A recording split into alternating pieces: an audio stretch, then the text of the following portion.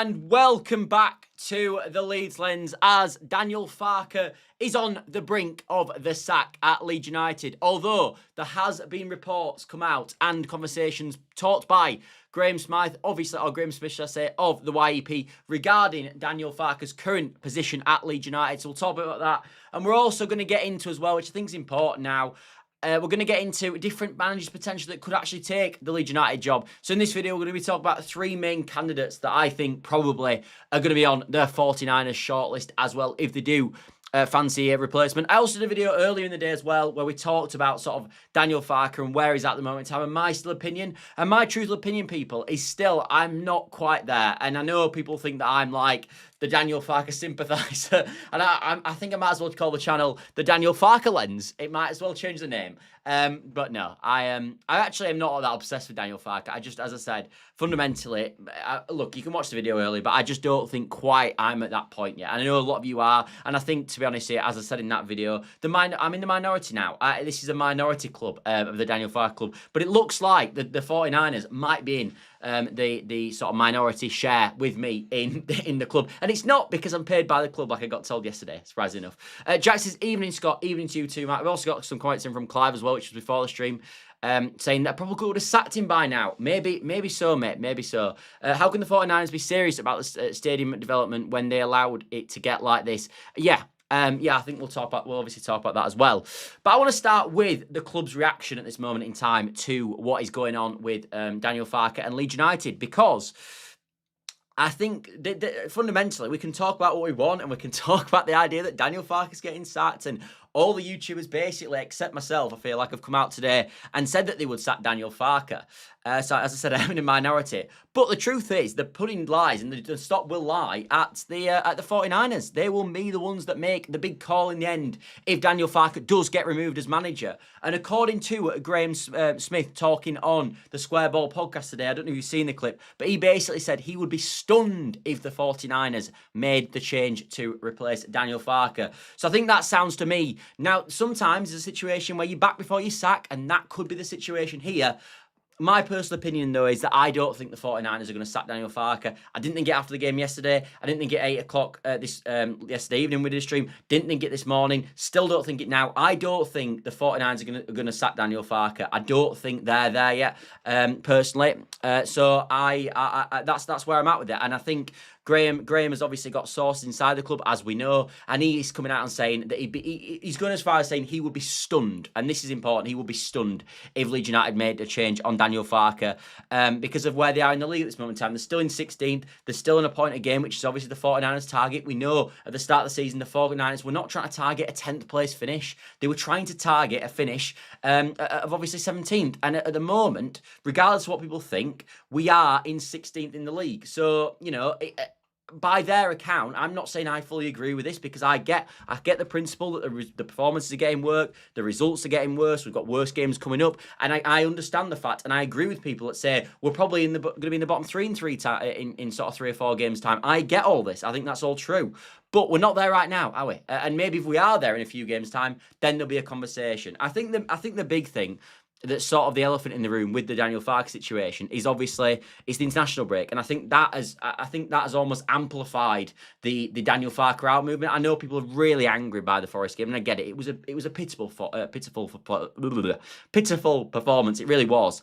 So I completely get why people are frustrated. Like, when I was thinking of the game yesterday, and I was thinking at what I was like when I was watching the game, at no point did I ever think we were going to win. At no point, even when Nemecha hit that beautiful strike into the far corner, at no point did I ever think we were going to win that game. I was convinced we were going to lose. And if I'm convinced that we're going to get beat by the 19th place team in the division, that is not a good sign, is it, if we're being totally honest? Now, not that I'm the messiah and I know everything. Obviously, I don't. I mean, I've got tons of things wrong, and you guys disagree with me and let me know about that every single day.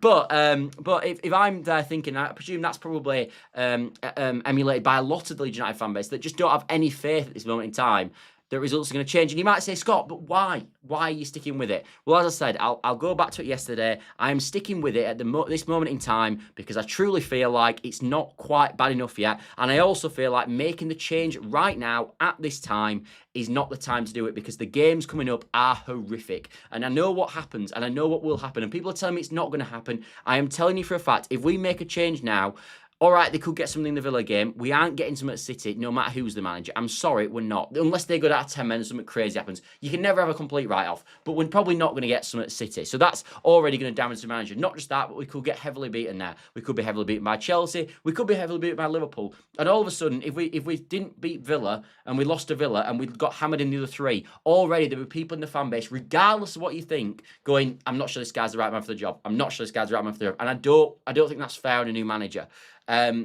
So my stance currently is give him the Villa game. Let's see what happens in that game. Then obviously Man City's probably going to be in truth probably a write-off anyway. And then you give him the Chelsea game. If he doesn't win that Chelsea game, remove him, get a caretaker in for Liverpool, and then get the new manager in for the Brentford away game. That's where I'm at. That's my current feeling with it. And you never know. Like people are writing this off. You never know. We might turn this round. Like that we might get a result against Villa. We've not been horrendous at home this season at all. We've lost 1 game in 5 at home this season. There is every chance we get something against Villa. And if we get something against Villa, it all changes again. Because that's what I don't want. What I don't like is, if I'm being totally honest, as I said, I understand people wanting Daniel Farke out. I get it. But what I don't like is go and then tell me that you want him out after the Villa game if we win that as well. That's what I don't like. This flip-flop of every bad result. Oh, I want him out. Now I don't want him out. Now I want him out again. I've with people in this chat for weeks now who've wanted him out. Stick to it. If you want to be on that drum, be on that drum. As I said, I'm not there yet, but I get it. But this flip-flop, if they don't beat Villa and everyone's like, oh, it's wonderful again. That's what I don't agree with, because it can't just all change on one result. And I think a lot of you guys can appreciate that. Jaguar still says, evening, Scott. Evening to you too, mate. Well, if Leeds sack Farke, they have to pay him off, which could affect PSI. Yeah, it will not could Jaguar. It will affect. It will affect it naturally. If we pay off Farke, I think he's got about 20 months left in his contract. It'll be 18 months in January, so it'll be about 20 months, obviously, in November. So yeah, we'll have to pay 20 months off of his contract, and that will probably be a few million quid at least, which will naturally depreciate what we can spend in the January transfer window, and potentially lead to us having to sell players. So, look, truthfully, is the few million better spent on replacing a manager? Well, that's probably where you're going to get the biggest sort of incremental increase in performance levels if you do think that's the issue. So I think that's probably worth the money if you do believe that. But that will damage our transfer window. It really will. I think that's totally true. Jerry still says, will you feel the same after the Villa game? Say if we lost that. I probably will be thinking after the Villa game, if we were to lose that, I'm looking at candidates then. Yeah, I'm looking at candidates and I'm thinking this is going to go wrong now. And I'm expecting us to lose at Man City, and then it's like we're probably going to lose to Chelsea and then he's gone. So yeah, to be honest with you, if I'm being totally honest, the 49ers would have been absolutely stupid. Like, if they would be absolutely amateur if they weren't thinking that this could happen at this point in this season. If they didn't even add... as I said, I'm Daniel Farke in, but if they didn't expect that we get to a point in the season where, one, the fans will start to turn, and two, there's a possibility we'd have to change the manager, they are amateurs. And I don't think they actually are amateurs. I know people think they are. I don't think the 49ers are amateur. But if they haven't got a replacement or got a list of replacements lined up, because bear in mind, you can never be sure who's going to get taken off you. Like, Sean Dyche might have been on the list of a replacement, but Sean Dyche has gone to Nottingham Forest now, so stuff can happen and you can't get all your list. But they should have had in the summer, and we know they had a list in the summer, but they should have at this moment in time a list of 5 managers that are available that would take the job if Daniel Farke was to be sacked. Because knowing Daniel Farke's record going into the season, they would be stupid not to have a list and not to be talking to managers right now as a possibility to come in. They would be absolute amateurs, and they're not. They aren't. So, because this is a multi-billion-pound enterprise in the 49ers. They're not absolute amateurs, so they will be talking to managers. I'm convinced of it. So this idea that we're not going to have a clue after the manager, I would be very surprised. If we sat Daniel Farke, I would imagine the new manager is in within the week. I really would. I wouldn't think that it's going to take a long time, because I think they'd be absolutely crazy to not have lined up managers. They just will have. There's just no way. Well, Farke's on 3 million a year, so he's on 3 million a year. That's 18 million not 18 million, over 18 months, let's say, that would be 4.5 million they'd have to pay him off, mate. So about 4.5 million, unless, of course, he's got something in his contract that's obviously gets a reduced rate on that, like obviously it was in Victor Pereira's contract, but I imagine maybe not. Mark Bradley says, evening, Harrison's sub was confusing. Fat will not get everything right. Plays again, 5 in the box for second goal, not good enough. Yeah, no, it was horrendous yesterday, wasn't it? It really was. I mean, as I said, mate, yesterday was so bad that at no point did I ever think we were going to win. Didn't think we were going to win before. Didn't think we were going to win after. I never thought we were going to win, ever. And that is a horrendous side for a team. I can't remember feeling like that for a long, long time watching Leeds. Maybe since probably back end of the season we got relegated, and maybe the season before at times as well. After the Forest game, Leeds are second favourites to go down after Wolves. Yeah, but that part of that will obviously be reactionary as well to results. Like if we were to beat Villa, it all changes again with that. Because I think at the moment Opta have got Leeds United at 48% going down. So as I said, that's pretty close. Like, and I think they've got something like, have they got Forest and West Ham at something like in the 50s? So it's quite close. And one result changes it all again. So yeah, I think that's got something you've got to bear in mind. Scooby says Leeds want a new manager every month again. Yeah, they do, mate. I think fans have been quite aware of Daniel Farke's failures in the Premier League before, and I think a lot of them have been ready to go from basically the start of the season. I even remember when we lost to Sheffield Wednesday, and even when we lost to Arsenal, there was start to be a movement already about Farke out then. So this was, as I said, this goes back to the 49ers. If they didn't have a manager, if they don't have managers that they were talking to, they are stupid, and they're not that stupid. So you know, that's something to bear in mind. Oli on Tour says, evening, been watching your clips on TikTok for a while, but not got around to coming on lives. I think it's nailed on to be Marco Rose. I think he will be in after the loss versus City or Chelsea. Interesting, Ollie, and nice to see you've been on TikTok. I've been having problems with TikTok, mate, I must admit. So it's nice to see that we've pulled in someone from TikTok. But yeah, I think you're right. I think Rose is probably the most likely. I think at the moment, currently, when I looked earlier, he's 11-8 to take the job. So we will talk about Rose because there is. I think I've got him and a few other managers that I think they might go for, obviously on a list. And obviously Rose, I think from what you'd expect, apparently they wanted him at Rangers, and I think he turned it down. And obviously that they're intrinsically linked to us. We've got a link to Red Bull naturally with the 49ers, so that again makes sense. He's been in the Red Bull setup. He's managed Salzburg. He's managed Leipzig. He's sounding like Jesse Marsch. Don't shoot the messenger. But yeah, he has managed in the Red Bull network as well. So yeah, I think Marco Rose is a potential opportunity. The only thing with Marco Rose is, should we get on to Marco Rose now actually, and we'll talk a bit about him.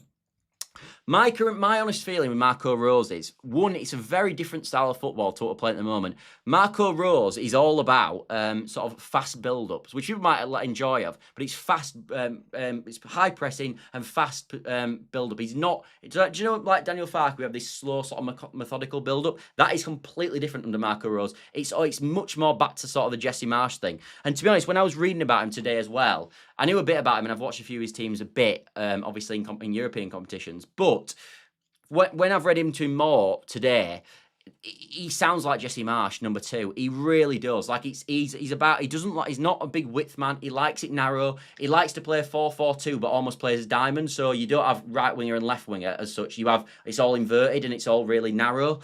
So, and he likes a high press. That's what he likes, and he likes quick build up. That's the way he likes it as well.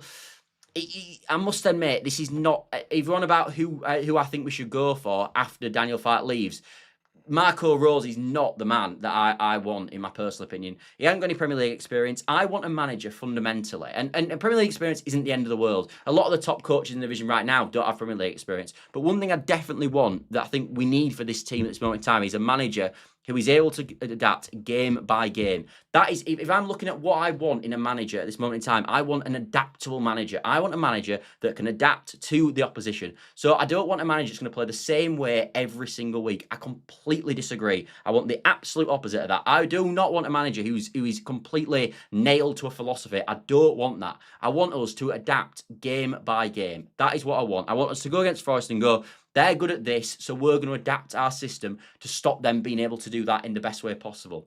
If that makes sense. That's what I want to do. That is the best way for us to progress as a football club, in my opinion. An adaptable manager. That's what usually the teams lower in the division do. They go for an adaptable manager to adapt to obviously the better teams in the division. So that is my That's my principle of what I want. And you're probably guessing, as you can see in the comments right now, about who I'd like out of the managers that I've put in the title. Anyway, let's carry on. Let's get into some of your guys' comments, shall I say? Because I'm a bit behind on them here. The fact is, which most of us know knew at the start, we have a bottom 3 squad, so players have to be at it every game. Soft goals again, and Purdue a leader. So yeah, no, that's what I mean, Mark. But when I talk about a manager that I want, that's why I think it suits it. We've got a bottom 3 squad. I agree with you completely. I think we've got the third. I think Burnley have got the worst squad in my opinion. Then I think it's Wolves, and then I think it's us. If you want an order of where I'm at with it, that's where I think we're at. And I think because of that, we're not going to be the one that's progressing the game. We're going to have to adapt to opposition to get the best that we can out of the game. So that's sort of where I'm at with it. So yeah, that's why I think that suits that sort of manager. Our back four were marking nobody in the Forest game. Yeah, they were awful. Jack says Leipzig coach puts me off after last time. Yeah, it does. I must admit, I'm with Marco Rose. As I said, it's not his fault that Jesse Marsh has managed us before. But we've had narrow football at Leeds United. It just doesn't suit us. I don't like narrow football. I don't like it at all. And that's what he is again. And I don't like that. Now, I'm not saying he is Jesse Marsh because he has got more pedigree than Jesse Marsh has. He's managed Dortmund as well outside of the Red Bull group. He's had more success at Leipzig as well than Jesse Marsh. He's probably improved Jesse Marsh. But in terms of a philosophy and a style of play, it is down the Jesse Marsh route. It's a Red Bull system. That's how they play these Red Bull coaches. That's the way they do it. In fairness, we've got 2 free Crocs as our 9s, who are ahead of only one who's not a Croc, and a 20-year-old on a 20-year-old 3-year on the trot. So maybe they are stupid. Yeah, well, yeah, I suppose you're on about recruitment. Yeah, maybe. Scott, look at the 49ers at Rangers when the results went south. They got rid of Muscle Martin after contributing fans' protest and brought in Danny Röhl. Parag was part of that decision. Yeah, and that's really interesting. That's a really good point, Michael, because what there is so Daniel Farke is a manager who's got a defined style of play, and Russell Martin is exactly the same. He's got a defined style of play as well. Danny Röhl is very different. Danny Röhl is an adaptable coach who wants to adapt game by game. And that's what the 49ers have selected when they've gone up north. That's the sort of up north, obviously in Scotland with Rangers. So I wonder if that's a blueprint of what we're going to see at Leeds United. I hope it is, because I think that's the way to go. Joey Skill says, think the 49ers have got many eggs in their basket at the moment. Yeah, potentially. Jack says, not sure I like that, to be honest then, Scott. Completely different style. Will be hard to implement over a short period of time, a crucial period as well. Do we have the profiles for it too? Yeah, I don't like it at all. I think Rose, I would be really worried if we appointed Marco Rose. It might be more exciting. I'm not debating that. I think it probably would be more exciting. But I think it's completely a complete contrast to what we're doing at this moment in time. I don't like it at all. And I'm not sure we do have the profiles for it. We haven't recruited for that sort of manager. We've just bought Okafor, who's a left winger. He's our best attacker probably at this moment in time. He's a winger. So yeah, I agree. I do agree. Rose sounds like we get picked off up front. Prem is a very different game. Yeah, the other thing with Marco Rose is he likes to play with 2 up front. That's one of his things that he likes to do. He likes to play with 2 number 9s. Now, a lot of people have been calling for 2 number 9s. I'm passionately against that. I don't think we've got one good enough number 9. Never mind having 2 playing. So yeah, that's where I'm at with it. Gary O'Neill is my pick. 2 Prem Savals on his CV. One of them which was an awful Bournemouth team. Yeah, we'll get on to Gary O'Neill. We will get on to Gary O'Neill. Gary O'Neill does that, yeah, he does. Rose has jumped to heavy favourite from literally nowhere, practically straight after yesterday's game. Something has got to be in that. Yeah, I thought the exact same, Ollie. I thought exactly the same. I looked to that and that. Yeah, and also, as I said, when you look at sort of, we've got Red Bull investment in the football club. They wanted a bit Rangers and he turned it down. It does point to, there's obvious signs that we're there. And also bearing in mind, the 49ers were at the football club. I know they were minority stakeholders, but they were at the football club when we appointed Jesse Marsh. They were. And they will have been involved, regardless of what we think. I know probably Radrazani and Victor Orta, etc., will have had the priority and the full say, but I would imagine that they were involved in that decision to bring Jesse Marsh to the football club. Who was that sort of manager as well. So I think there's definitely truth in it. I really think there is. I mean, don't get me wrong. If Marco Rose comes to the football club, I will back him. I back any manager. Even a manager that I don't want, I will back. However, for me, I just don't think that's the right appointment. But as I said, I'd hope I'd be proved wrong. I'd back him till the end and I'd give him time. I want that. I wasn't, to be honest, I wasn't blown away by the idea of Daniel Farke coming to the football club in the first place, if you're on. And now apparently now it's called the Daniel Farke lens. So, I think there is. So, yeah, I would back him if he came, but I'm not. I just don't like the appointment, really. Mark says, I just think we are weak. Yeah, I think that's fair. We all wanted Bijol in. We have leaked goals for fun. Who can a manager rely on? I'm not sure. Yeah, no, I think, as I said, I think obviously over the last sort of, since the game, the last sort of 24, 48 hours, naturally, I think there's been tons of conversation around the manager, which is come to be expected. We know where we're at. We know a lot of people want him out, etc., etc.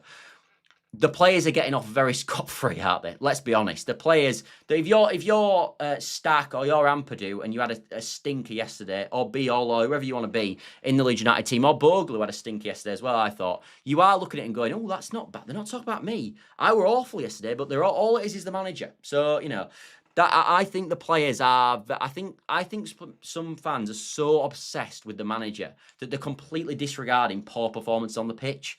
And maybe I'm doing the opposite with Daniel Farke. Maybe people could say that. But as I said, I do think at times players have got to take accountability. Like, I take the Arsenal game as an example. Daniel Farke set us up wrong in the Arsenal game. We were trying to play through the lines against Arsenal. It was never going to work. At what point does Ampadu go, stop playing through the lines? No, Ampadu wasn't playing that game, was it? But at what point does someone on the pitch go, stop trying to do this? It isn't going to work. Let's just go long until half time. Why didn't we try? Why didn't the players do that? I remember Roy Keane saying this a few weeks ago when it was talking about Man United and sort of their strugglings. I know they're doing a bit better at this moment in time. But he was saying at some point, players have got to take accountability on the pitch because Daniel Farke can't come on and play centre half for us. He can't tell Bijol to mark the lad for this Gibbs White for the first goal yesterday. So players do have to take accountability. And I think I haven't seen the lack of scrutiny on the players recently has been baffling to me because there really hasn't been any scrutiny on the players at all. Like Perry for the first goal, awful. What was all that about? What is he punching it there for? No. Apparently it's all fine because Daniel Farke told him to do that, apparently. So, I'm joking. But as I said, I do get the Daniel Farke stuff. I really do. But I just think the players are getting away with it at this moment in time because there's so much emphasis on the manager. Rose has Marsh all over again. Get better players ASAP. Yeah, I worryingly see the comparisons, Mark. I really do. Think Leeds wasted their money on Sebastian Bornau? Yeah, potentially, but it was only £5 million. I don't like we could have bought a £5 million winger, but I don't think that would have drastically improved it. I think what it is with the recruitment, mate, to be honest, is, and I said this yesterday, and I'm surprised I didn't get more grief for it, if I'm being totally honest, but I'm not convinced that the play. I said for the longest time on this channel that I was actually okay with the players that we brought in. We just didn't do enough of it. I'm now looking at it going, that might have been maybe premature. That might have been a premature take. Stack has looked off it for about a few months now, if we're being honest. Bijol's made no difference. We're still shipping tons of goals, as someone said earlier. And I don't think he looks that aerially dominant. I actually haven't seen Bijol win an header yet, I don't think. Maybe in the West Ham game. Goodmanson has been probably one of our best signings. I think he's done all right. I think Okafor's done okay, but he's already been out injured a few times, so I think that can be questioned for sure. Longstaff started really well, but he's faded now as well. Perry, for me, I'm not convinced on. I think for £18 million on a goalkeeper, goalkeepers are cheap as oak. They are cheap as oak goalkeepers. You could buy a pretty good goalie for £5 to £10 million. So we've spent 18 million, I think, on the goalkeeper. I think I could have picked out a better goalkeeper for 18 million quid than him, if I'm being totally honest. So I do think there's got to be some criticism at the 49ers, but not just how much they've spent, but the players we've actually brought in, to be honest. But that's the conversation that people, I think, maybe this conversation is premature about the signings because honestly, I don't like throwing new signings under the bus. I think usually we always go too early on the new signings. I remember Bogle having an absolute stinker in the first game against Portsmouth at the start of last season, and everyone said he were crap. And I was like, chill out, people, chill out. Let's just see. I wasn't actually doing content at that point, but that's what I thought at the time. And I had people in my family saying he's rubbish. And I said, no, he's been a good fullback at this level before. Let's just see. And he was brilliant last year. And all the signings last year were fantastic. And to be honest with you, other than a few, for the most part, the recruitment of the 49ers so far since they've had majority ownership has been really, really good, really strong. The only thing I would say is in the summer, we lost Nick Hammond, didn't we, in the summer? We didn't have him anymore. And we had Underwood instead. We had a completely new recruitment team. And yeah, I look at it and I'm a bit worried. I've got to be honest. I am a bit worried. I really am. Let's have a look. Can we please stop talking about SpongeBob Marsh? What's next? We miss Firpo. I'm not sure I miss Firpo. I don't mind Goodmanson, actually. I think actually he's probably one of our best signings for the price point as well. I think he's been okay. Look at Regis Labrie at Sunderland. In certain matches, he's playing a 3-5-2. In certain matches, in certain away matches, and big Premier League teams, they set themselves up as a containing counter-attacking, adaptable team. Yeah, well, Regis Labrie has got a lot. I think we should look at Regis Labrie and what he's done, Michael. I agree. I think Regis Labrie has adapted game by game, and it's worked perfectly for Sunderland. I think they've got better players than we have, if I'm being honest. Like, especially in their midfield. He's like, we ain't got a player anywhere near Xhaka's level. But I do agree, the way he's managed to adapt his system game by game has been something that I think the 49ers should be looking at, again, the sort of coach we're going for, because I think he's done a really good job in that sense. I think he has. Bang on, simple mistakes are not acceptable in the Premier. Yeah, I agree. Farke getting defenders to play out from the back, that was stupid. It was stupid, yeah, it is stupid. Cal says Leeds need another Rafinha. Yeah, yeah, they do. But getting another Rafinha will be tricky, I must admit. Think Leeds should have spent 5 million on 2 loan signings instead of ball now. Yeah, they probably should have done, Jaguar Skills. To be honest, I think we've still got the money for. I think we've got 5 million. I don't think 5 million. Like we had money for Harry Wilson at the end of the transfer window. So the lack of the loan market, the lack of use of the loan market is got to be something that we've got to put at the door of the 49ers for sure. Sunderland, literally every player are running themselves into the ground with effort. That is a minimum. Yeah, I don't think our players are not trying, Mark, I must admit. I think our players are trying, I just don't think they're good enough. I don't know about anyone else, but I think Stack should be playing as the 6 instead of Ampadu. It's an interesting debate, Ollie. I actually think, and in my video today, I think we should be playing with a double pivot. I really do. I think in build-up, it would give an extra player for us to help play out from the back. Because I think Ampadu gets swallowed up in games now as the single pivot. And last year we played with a double pivot. So I agree with you that Stack should be playing in the 6. I just think he should be playing in the 6 with Ampadu. I think we should play a double pivot and play with like 2. At the moment, we've got sort of 1 6 and 2 8s. I'd rather us play with 2 6s and 1 8 potentially. I think that balance is better, and I think it would, when we're trying building up from the back, I think it would give it, as I said, an extra player in build up. Or of course, if you want to help build up from the back, you could maybe move Bogle inside and go into a sort of and sort of invert a full back, which a lot of teams do. Most teams, to be honest, when they're building out from the back, play with a 2 in as the holding midfield. Like they play with a 2 in that sort of pivot. They don't usually play 2 out of possession, but in possession, a lot of them play with 2 DMs, like at Chelsea, for Reece James, for example, will come into that pivot, into that sort of number 6 role to help them play out from the back. It's very rare, actually, now teams play out with a single pivot, I must admit. I thought it's the manager's job to scrutinise the players. The buck stops with the manager. Period. So if the lineup Starlight was me in every position, my level of player, would it still be the manager's fault, or would I just not be good enough to play for Leeds? But I do, as I said, I'm not totally against it. I just think there's got to be different opinions as well. Jaguar Skills says Sunderland were paying more money than Leeds. Yeah, they were. They were paying more money. The only thing I would say is that they were paying more money, but Sadiki cost them about £17 million. I don't think he was like Diarra we couldn't afford. Diarra was about 30 million quid, but Sadiki, who's been fantastic, was only about 17 million quid. We probably could have gone to, we paid nearly 20 for Stack. So would Sadiki have been a better signing than Stack? I think right now he probably has been, hasn't he? It's easy to pick managers that are doing okay. Martin was doing okay at Southampton. He was, yeah, he wasn't doing that well in the Prem, though, to be fair. In fact, what has done better in the Prem than Russell Martin does. In fact, I think we've got about the same points as Southampton got all last season, in all combined. Anyway, let's move on from Marco Rose and move to the next manager, which is Brendan Rodgers. What do people think about Brendan Rodgers? My opinion on Brendan Rodgers is probably something that people are going to disagree with. I talked about Brendan Rodgers yesterday a bit.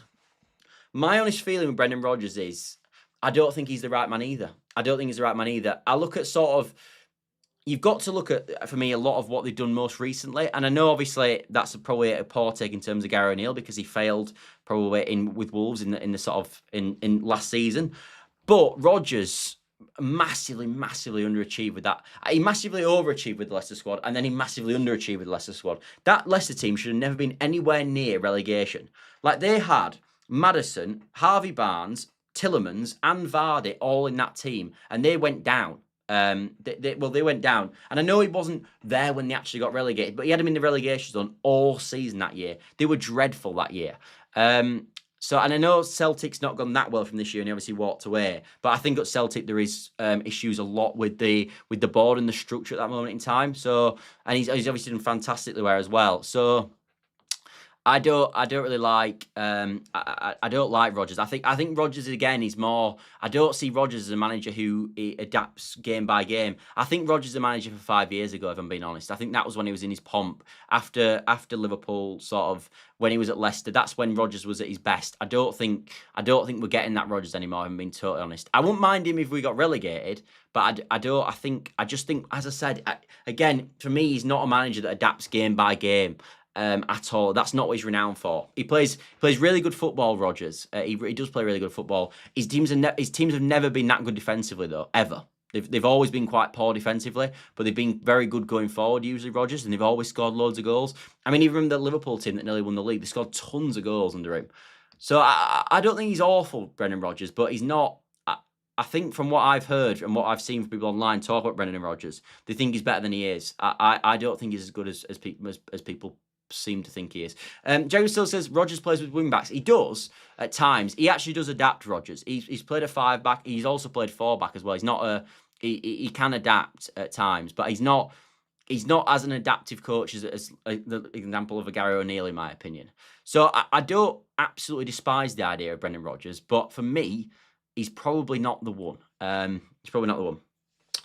Ollie on Tor says Rose, who will probably come in, likes to play a narrow 4-4-2. Yeah, he does, mate. What do you think our best 11 with that system is?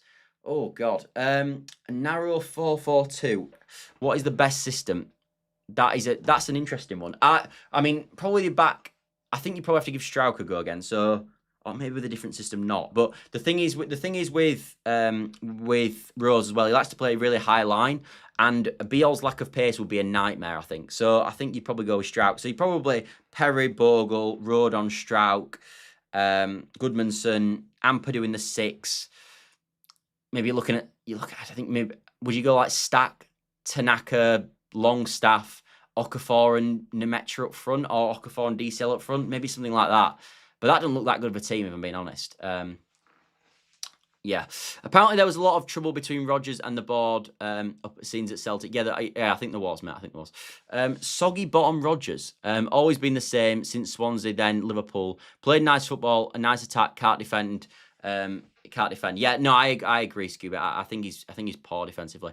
What about Knutson? I really like Knutson. Obviously, I remember watching him in the Champions League a few years back, Bodo Glimp, when not in the Champions League, in the Europa League. I know they actually drew with Spurs in the Champions League this season as well, but I remember watching him in the Europa League against Man United, I think last season, and they were fabulous. They were really, really good, and he can implement an unbelievable style of play. My issue with Knutson is not that he'd be a poor appointment. It's that I don't think he comes. I don't think he takes the job. I remember last time we were in the Premier League, talk about Knutson, and I like Knutson. I think he'd be, as I said, a really good option, but I just don't think he comes. I've also seen people like Cesc Fabregas come named. I don't think he comes, if I'm being honest. Like Matt, as I said on yesterday's video, my number one would be Terzic. I think he's the best option out there. But I don't think we can get Terzic, so that's why he's not on my list today. I'd love Terzic. The first manager I'd call would be Terzic, but I don't think we can get him. And I think the same with Knutson. I think the same with Fabregas. As I said, I think people are going to be surprised at the managers that we can get that are available, that actually want to take the job. Rodgers would be more suited if we were established and pushing for a top half finish. He has proven he's not what you need at the rear end of the table. Bang on, Jack. Bang on. I completely agree with that. Rodgers, if we were even if we were Nottingham Forest with their squad, I'd look at Rodgers and I'd go, maybe Rodgers with that squad. In fact, I'd argue Rodgers would have been a better appointment for Nottingham Forest and Dyche would have been a better appointment for us, if I'm being honest. I think Rodgers at Forest would have been really good. But I think with our squad, that's a recipe for disaster. Oli on Tour says, we wanted Rodgers in 2023 after relegation. We did, mate. He'll definitely be on the list. There is defo better out there, in my opinion, but wouldn't be the worst we could get out of everyone. Yeah, I completely agree, Ollie. Completely agree. They did want Rodgers when we got relegated. I think Potter was on that list as well, but he's obviously the Sweden manager. Who else was on that list? I can't remember. But I remember Rodgers, they approached, didn't they, Rodgers, and he ended up choosing to go to Celtic. So, yeah, Rodgers obviously is someone that they like, but I think it's a different kettle of fish, obviously, who we're going to appoint for the Premier League and who we're going to appoint for the Championship. Like, as I said, if we got relegated, obviously if we get relegated with whoever comes in, there will be another new manager at the start of next season, of course. I don't think we'll go down with this manager and then keep him in the Championship if we do go down. So if we do go down, I'd love Rodgers at that point, but I don't think he's quite the one right now. A duo of George Graham and Brendan Rodgers are just my favourite Harry Redknapp. Yeah, George Graham and Brendan Rodgers like mashed together. It'll be perfect, Scooby. They would. Lee Carsley, not for me, mate. Not for me. Not for me on Lee Carsley. He hasn't shown anything at the sort of top level, in my opinion. He's done well with the 21s, not as well with England. So yeah, not for me. Prob fact is, one is a massive gamble bringing anyone in, like staying with Farke. Yeah, I've seen people saying that. I've seen people saying people think that actually there's more of a gamble sticking with Farke than sacking him, which I do actually get the rationale on, in terms of what his Premier League record in and what we're actually seeing with him. But I think people forget continuity as well, if I'm being honest. I think people do forget continuity. In fact, to be honest with you, I'm surprised I'm not getting more bad for being still being Farke in. Maybe you guys are giving me a nicer time this evening. Check your skill says, got a feeling it'd be O'Neill. His style is counter-attacking, high press, get the team playing a high tempo, which suits Leeds. Yeah, I agree. And that is actually the sign, Jaguar, to move on to the big man, Gary O'Neill. This is, of all the realistic names that I have seen, this is the one I want. This is who I want. Now, there's a few reasons for this. Number one, like I've banged on about 100 times this video already, I want a manager who can adapt game by game. I want a manager that when we go to Chelsea away, goes to a back five and puts 3 midfields in front of it, 4 midfields in front of it, sits in, and we'll try press on maybe Gusto, whoever the worst player is on the ball, and we have plans, but each individual match plan. So in the Chelsea game, it might be we'll press on to Gusto when he's on the ball. When we play against Man United, it might be we'll press on to Dorgu, and it might be a completely different sort of game plan. I want a different match plan every week. I want a different team every week. I want a different match plan every week. I want a style that will neglect or will stop the best attributes of the opposition. So I want something that we can look at the opposition and go, that's their weakness, that's their weakness, that's their weakness. And then we can exploit that in the best way possible. If it's set pieces, if it's anything like that. And one thing Gary O'Neill is he's very detailed, quite clearly. He works a lot on sort of statistics as well, which I think is really nice. He talked about on Monday Night Football. I also believe as well on a sort of character basis, because I think there's a few things with the manager. You've got tactics, you've got character, you've got man management, you've got a lot of things. And on character, I like his character. I do like his character. And I think he would blend actually quite well with the Leeds fans, because one thing he definitely isn't, he is no nonsense. He will come out in a press conference, and if he's got it wrong, he will say he's got it wrong. And I think if we're looking at what Daniel Farke doesn't do and what Gary O'Neill could do, that is something I like. I think he's honest. I think he's true. And I like that in a manager. I do like that. So, and as I said, I think he's a good coach. And also not just all that, he's got proven experience at this level that he's done it before with crap teams, with worse teams. That Bournemouth job was an unbelievable job. In fact, take you back to that season when Bournemouth stayed in the league. Do you remember at the end of the season that year, there was actually calls for him to win Manager of the Year? It was that good of a job. That's how good he was that year. Of all the managers in the Premier League, he was one of them named for Manager of the Year that season. That's how well he did that season with the Bournemouth team. So he's proved with a poor squad, which we have, and he had the 20th, in my opinion, squad that season, and now he's probably got the 17th worst squad or 18th worst squad, that he's done it at this level. And he's also talked about, and I know every manager does this, so you've got to take this with a pinch of salt, but he's also talked about going to different clubs and learning new styles and learning more and more as much as he can about the game in his off period as well. And I think when you look at Eddie Howe, he had that time at Bournemouth. and it didn't go well for him in the end at Bournemouth. He got sacked, and then he did loads and loads of work. And I remember listening to a podcast about him, and he talked about all this work he'd done. He came back, went into Newcastle, and was a much better coach for it. And I can see it with Gary O'Neill. And I also see with Gary O'Neill, which I like, is if he was to keep us up, he then can change and adapt his style of play to the next iteration of Leeds United, and I think he can go more progressive, because he talked about it when he was at Wolves. He said, I tried in that second season to go more progressive, and that's when it went wrong. But I think he'll learn at that and when that's going to happen at Leeds. So yeah, I think he's a good coach, Gary O'Neill. I think he's a really good coach. And it doesn't surprise me that Wolves wanted him, because remember, Wolves actually wanted him. He was one of our opposition, and of course he turned it down. So there is, when people talk about Daniel Farke, they go, no other manager in the league would want him, no other club would want him. Well, Wolves wanted Gary O'Neill, so they already had him. So yeah, and also then obviously when we look at the Wolves job, 14th in division he finished, and by the way, he was very unlucky to finish 14th that season, really unlucky. There were some horrendous decisions that went against him later on in the season, and also I think they lost like the last 4 games, and they were about 9th or 10th, and they ended up dropping at 14th, and it looks like a worse finish than it actually was. Like, they were never playing like a 14th place team in the division, in my opinion, that year. I thought they were a good team. I thought they were decent, and I thought they were better than 14th, so I liked that as well. And obviously it went wrong for Wolves, but I think when you look at people, when you look at Wolves, it obviously went wrong for Gary O'Neill, which obviously we know about. But that Wolves team had so many weaknesses in it. Like, for example, that Wolves team didn't have any centre-halves with any physical attributes at all. There was no physicality in the defence at all. And they went in January and they bought Agbadou in the January transfer window, and it revolutionised the season because he actually had some physical presence in the defence. We already have that in Bijol. We already have that in Joe Rodon. We already have that in Pascal Struijk. So Gary O'Neill, as I said, that was a weakness with that team. So taking that out of it, I think he looks I think he's decent, mate. I think he's decent. I really do. Anyway, let's have a look at some of you guys' comments about this. Yeah, Gary O'Neill got bought Bournemouth 14 that season. Did he get that high? I thought he finished a little bit lower than that. But still, that there was a huge overachievement that season. As I said, he was on the list for the manager of the season. Michael Brown says Gary O'Neill should be a short-term appointment. Once he kept Bournemouth up, they got rid of him and got Areola. He had issues at Wolves, falling out with players and disciplinary issues at the club. Yeah, he did. But I do think Wolves is a sinking ship, and I think that was a hard job. But I think he did really well in the first season at the football club. So yeah, Gary O'Neill for me, of all the realistic options, as I said, Terzic is my number 1 option, but I don't think he's realistic. So of all my realistic options, Gary O'Neill's for me is right up there. Gnonto says, I like O'Neill. I would have him, but probably for the rest of the season or end, depending on how it goes. See, I disagree on this. I think I'd keep him for longer term, in my opinion. I think he's someone that could build a club up. I really do think that. And I also think, to be honest with you, Ole, I don't think he takes it short term. And Michael said it as well. I don't think he takes the job short term. I think you're going to have to give him a 3-year deal. I don't think he takes what it would be a 6, 7 month or 8 month contract. I don't think he does that. So I think he would, if he was going to come to the club, I think he'd want more than a deal to the end of the season. So for me, I'm not. Yeah, I don't know. I don't think he takes at that point. Nigel says Gary O'Neill favourite buckets for the Norwich job at the moment. I'm not sure I want who I want at my club as our sporting director.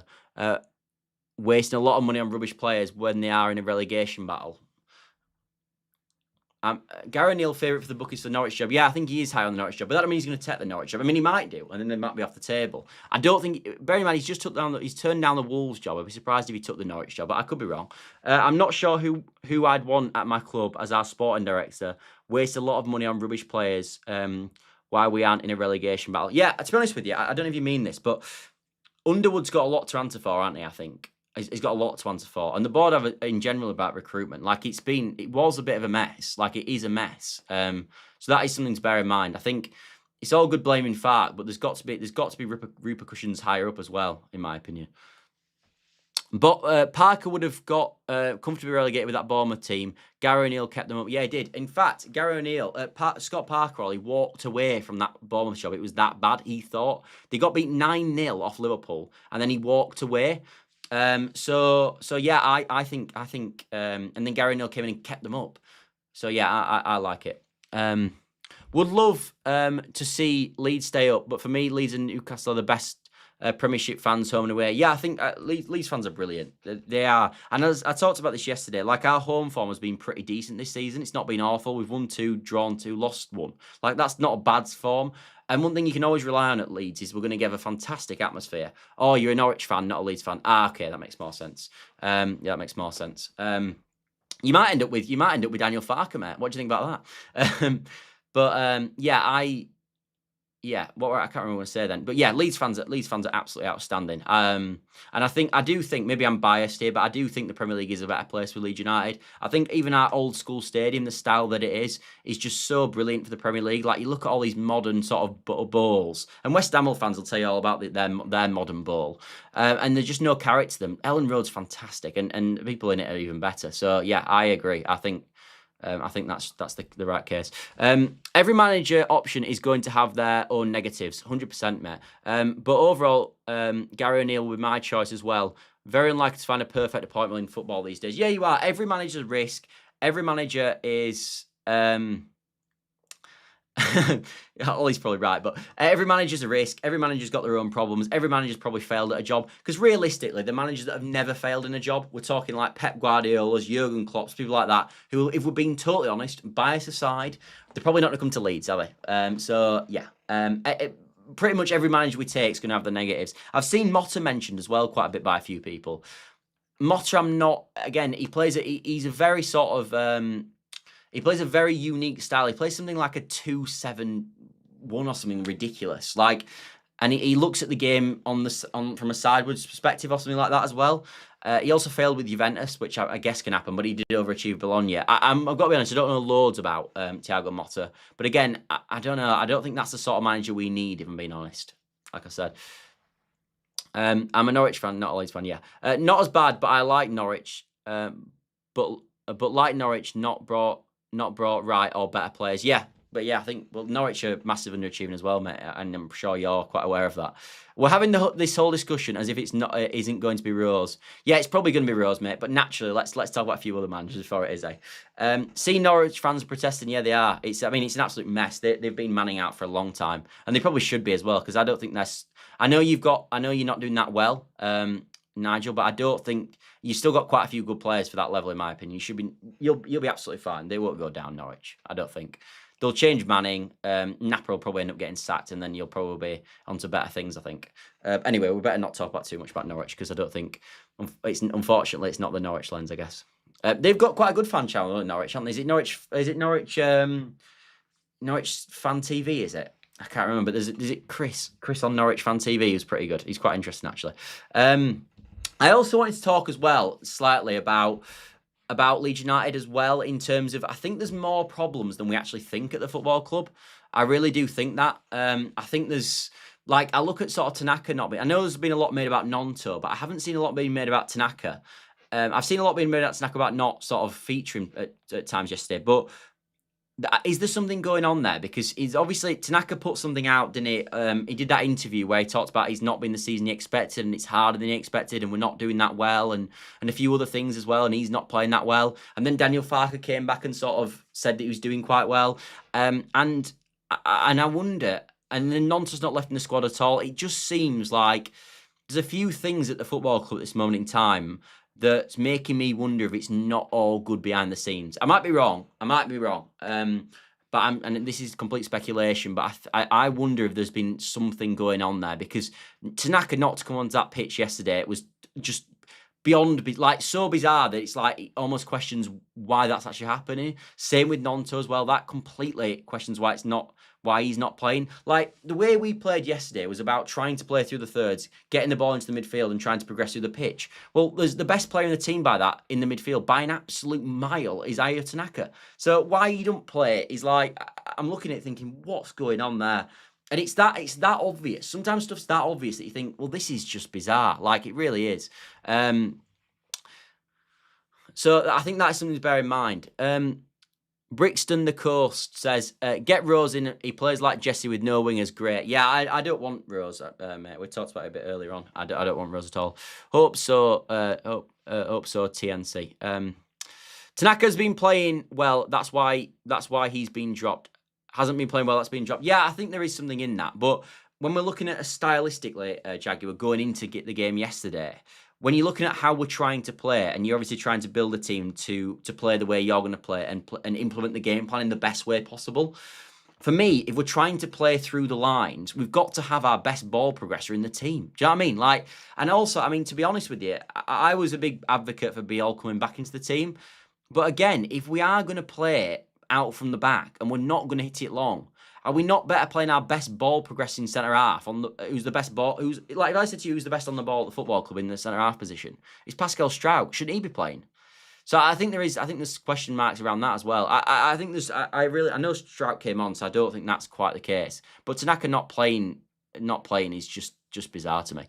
Even Tanaka has said that himself as well. Yeah, he has said he's not been playing well, but I wondered if he should drop him, but I thought he should be dropped more because I thought stylistically going into the game, the way we're best going to get a result is not to try play the way we did yesterday. It's to go long and sort of pick up second balls, and Stack's better at that than Tanaka. But if we were going to play the way we did, you'd have to go with Tanaka surely. How many times do you want him to change the team? Says it all. Consistency of players. Yeah, well, there is something in that, mate. There is something in that. How long have Rodon Stack's fingers been broken? I'm not sure, mate. I'm not sure. I'll have to ask him. No, I'm joking. Anyway, let's wrap it up there because we have done about 50 minutes again today. It's been another long stream. Also, why ain't Justin coming in instead of Harrison? Yeah, I think that was because Harrison's more attacking than Justin. But anyway, let's wrap it up there, people. I hope you've enjoyed the show as always. Obviously, it's still quite turbulent at Leeds United. I'm not expecting a change. I don't think that that the club are expected to change either. I don't think the media are expected to change. I actually think, to be honest with you, from a media perspective, it's only starting to pick up traction now about the manager now, really. I think this is the first time we've seen actual traction about Daniel Farke at the football club.